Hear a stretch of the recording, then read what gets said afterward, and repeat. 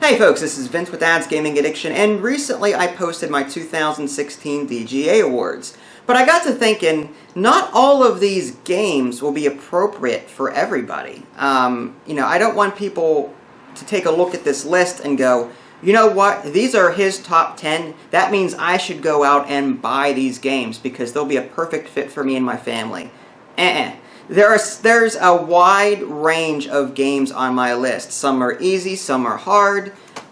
Because I'm more familiar with board games, I can play a wide variety of board games. But there are people out there that are new to board gaming in general, and some of those games may not be appropriate for them. So I wanted to put together a list, casual games for newcomers or beginners. So these are my top 10 casual games for beginners. These are games that are meant to introduce you to board gaming and not be so hard. You can introduce them to younger kids even. Basically, all the games that would be good for family game night without giving you a headache. So we'll start with number 10. And again, I don't think there's any particular order here, like with one game being better than another. I think all of these games are fantastic for family game night for casuals and beginners. But I have them in a top 10 format. Number 10, The Game. That is a card game where, you have a deck between 2 and 98. Basically, the cards are valued 2 to 98. Each card is a different value. And then you've got 2 cards valued at 1, 2 cards valued at 99. And on the 1s, you have to go in ascending order, and in the 99s, you have to go in descending order. And it's a cooperative game. Everyone is trying to get rid of all of the cards in their hand and the deck. And to do that, they have to lay down cards in ascending order on the 1s, and then in descending order on the 99s. There are ways to go in the other direction, but it's a very limited mechanic that way. So you have to coordinate as best you can. You can't give specifics, but you can say, I really like that pile, and then that'll prevent other players, or at least encourage other players not to play on it unless they really have to. But yeah, you have to play at least so many cards on your turn, so you may be forced to play something bad. But it's a really cool cooperative game. I do recommend that one. Number 9 is Tsuro, T-S-U-R-O. It's a tile-laying game. Each player has a dragon piece, and they start on the outside of the board, and you get a hand of 3 tiles, and these tiles have different paths on them. Whenever you lay down a tile, it has to be next to your token, and you lay it down, and then your token follows the path that you laid out for it on the tile that you put down. If your token happens to go off the board, you are eliminated. And eventually the board will fill up with tiles, and you'll be going on paths that other players may have put down because they had been there before. And the last person standing will win. So it's a really cool, I don't want to say cutthroat, but it's a challenging game because you're trying to lay down tiles and create a path for yourself in such a way that it's not going to eliminate you. So I like it. It's a very casual but strategic game. Number 8 is Sushi Go. There is a Sushi Go party out there that's a bit more, I don't know, there's just more content, we'll put it that way. There's more ways to play it. If you'd be just fine buying Sushi Go. Sushi Go is a card drafting game at its simplest. There are other card drafting games out there that are very complicated. Take one, pass it to the left, and then this person takes 2, passes it across the table. Ugh. No, you take one, you put it face down in front of you, and you keep passing it around, and you keep doing that. You get a new hand, you take a card, put it down, you pass it around. You get the new hand, take one, and pass it around. And you keep doing that until you're out of cards. And then you score based on the cards that you collected. Wasabi, or might score one way, or dumplings might score another way. There's different sushi dishes that will score based on the sets that you're collecting. This one might want 2. If you can manage to get 2 of this card by the end of the round, you get 5 points. If you get 3 of this card in front of you by the end of the round, you get 10 points. If you happen to get 5 of this card, you get 15, or 4 of this card, you get 10, and 3 of it, you get the idea. Some, just flat out give you points. So it's a very simple card drafting game, Sushi Go, but Sushi Go Party is slightly better because it has more options. You can customize the deck any way you want to. Number 7 is Forbidden Island. That is a cooperative game. All of you are on this island that is sinking. Different tiles or different spaces will sink every round, and if you don't get rid of the water on these tiles, they'll go away forever. And the objective is to collect the 4 treasures collectively. It's a cooperative game. And escape, I think, in a helicopter before the island sinks completely. So it's a race against time. It's like Pandemic, for those of you that have heard that, but it's a much simpler version of it. It's more family-friendly and less morbid. So, yeah, Forbidden Island.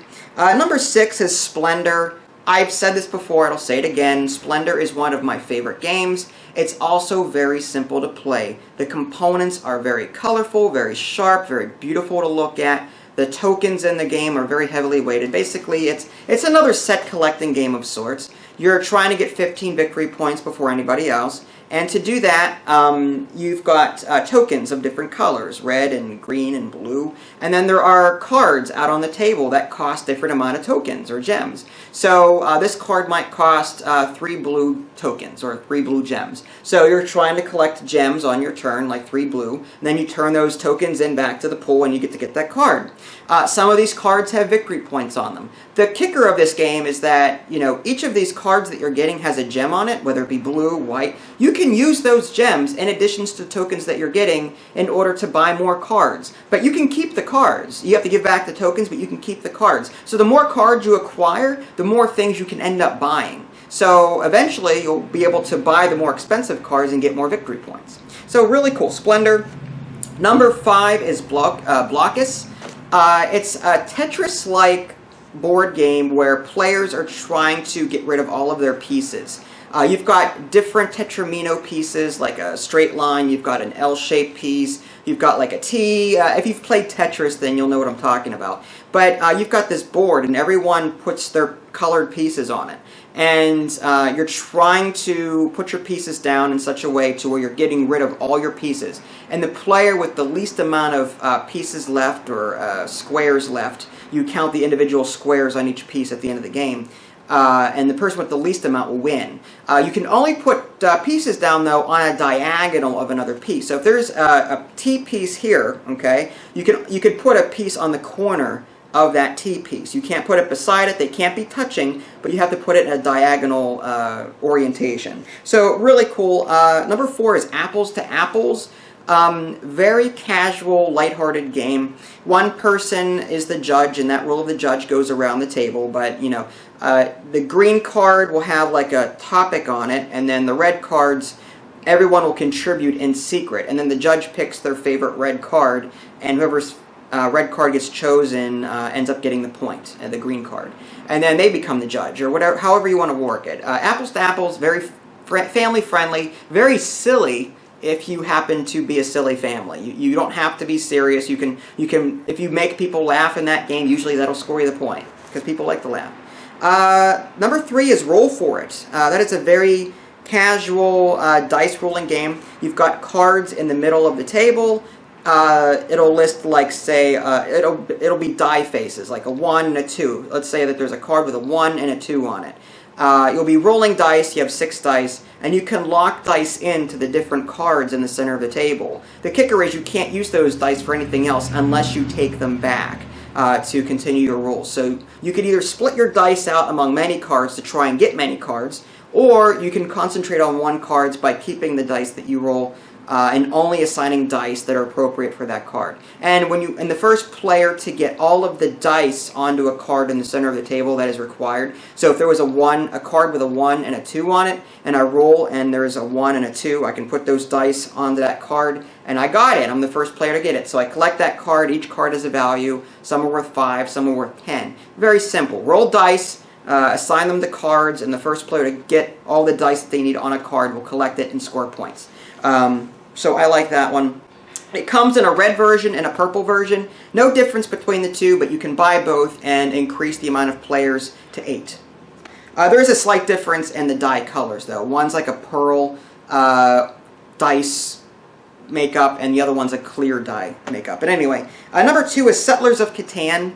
You'll probably see this in gaming stores more than almost any other games on this list, well, maybe with the exception of number 1. Settlers of Catan is a, I don't want to say city building game, but it's you've got a board of different terrains. You've got grassland. You've got, say, I'm drawing a blank. You've got forests. You've got mountains, which give you stone, that kind of thing. And you're going to be putting towns next to these, next to these tiles or on top of these tiles, so that whenever you roll dice, you'll be collecting resources on whatever tile happens to be next to you. But each of these tiles has a number on it. So this lumber tile might have a 6 on it. This mountain tile might have an 8 on it. If you have a city in between or a town in between, and you roll a 6, any tile that is a 6 will score. So you might get that resource because you have a town next to it. But if another player has a town next to a tile that, if it has a town next to a terrain with a 6 on it, they also get to collect the resource. So you don't only collect resources on your turn, you can collect resources on other people's turns too, with the objective to gain so many victory points. It's like 10 or 15 or something like that. Off the top of my head, I don't remember. But yeah, it's really cool. You build towns, build roads. You can collect cards to turn them in to get resources or other various things. Really cool game, Settlers of Catan. It's a great gateway game into a lot of other ones out there. And finally, number 1 is Ticket to Ride. There's a lot of different versions of Ticket to Ride out there. There's the core game Ticket to Ride. It has the USA map on it. Then there's Europe. There's Marken. There's more recently the Pennsylvania and UK. I recommend the USA map. It's the easiest to play. It has the least amount of rules associated with it. As you get into the other expansions, they each introduce some type of weird thing. Not weird, but more complicated mechanic. Like Europe has tunnels, I think it is. And the Pennsylvania map has stock cards. So each of these expansions will introduce an extra layer of difficulty. Whereas the Ticket to Ride USA map, it's the base game, it's very simple to play. Probably the most recognizable, at least to my friends, because I live in the United States, so I recognize the locations. I don't live in Europe, so I'm not too familiar with those locations. But Ticket to Ride USA, all you're really doing is you're collecting cards of different colors. Some cards are blue, some cards are red, some cards are yellow, some cards are white. You get so many blue cards, you can turn them in, and then you can lay track. There's cities on the map, and then in between each city is a route of color. So there might be 3 blues in between this city and this city. There might be 4 whites in between this city and this city. You hand in 4 white cards, you can make a train.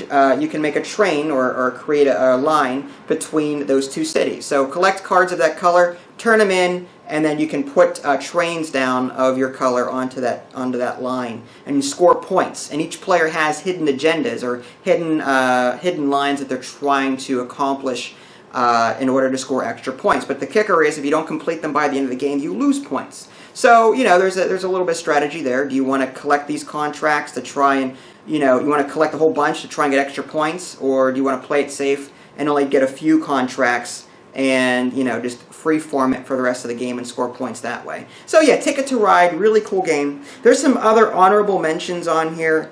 I don't think they're better than these, but they're worth mentioning because they're also pretty easy to play. There's a game called CV, and some of these I mentioned in my top 10 board games, but CV, the letter C, letter V, it's the game of life but with dice.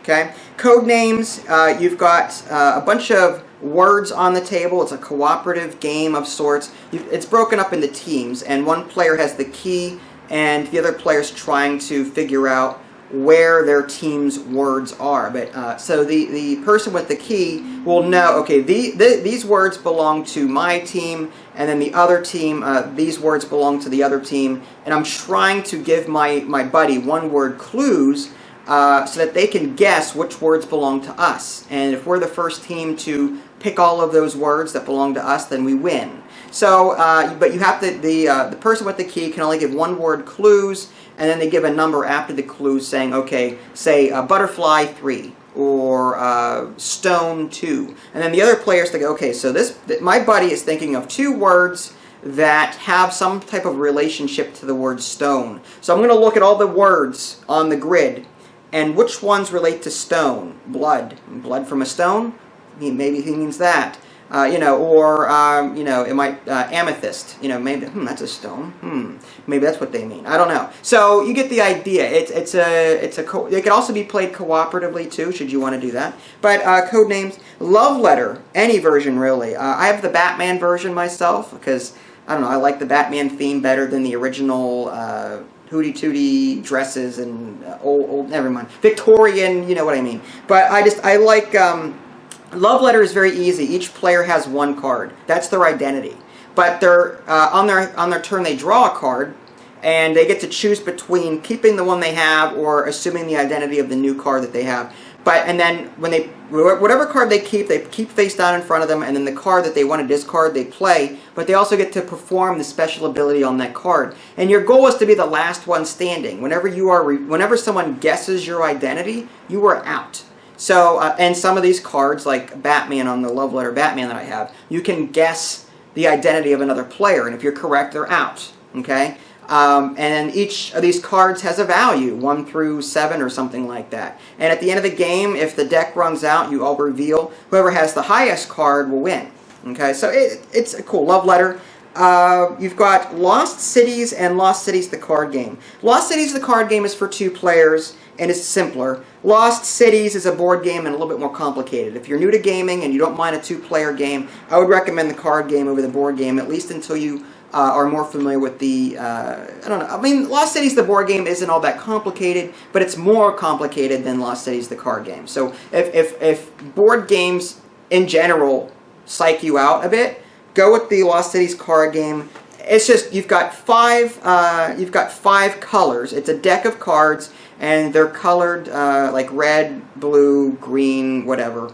And they're valued 1 through 10, I think it is, or 1 through 9, something like that. And you've got a hand of these cards, and you have to put them down in numeric order going up. And there's other mechanics, obviously, but once you start putting cards down, you're committed to that expedition, and each expedition has a cost. So it might cost you 25 points or whatever it is to start an expedition of that color. So your goal now is to put down cards in ascending order on that color so that the number of points that you would get at the end of the game would be a positive, because again, you have to subtract points for the expedition that you created in the first place. So let's say I ended the game with a 1, a 3, and a 5, and a 7, and a 9 on that color. I would add all of those together to get my points, subtract 25, and that's my net points for that particular color.